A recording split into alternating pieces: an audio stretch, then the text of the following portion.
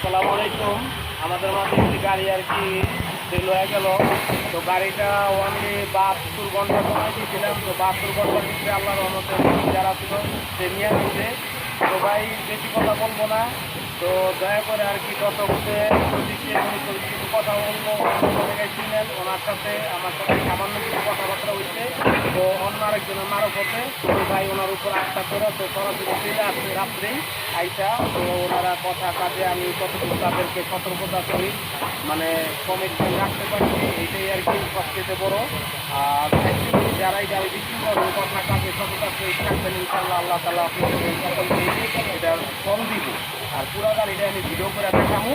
তো বিশেষ করে আপনি ওই যে দর্শকগুলো কিছু কথা বলেন ভাই, অনেক মানুষ অনেক দূর দূরান্ত থেকে গাড়ি নিতে আসে।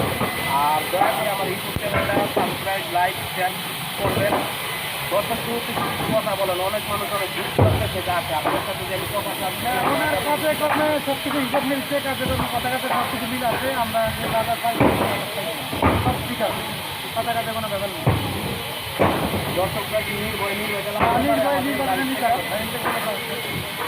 কোনো সমস্যা নেই, মানে যারাই আসবো তারা চ্যানেলের আসতে অবশ্যই আসতে পারবে।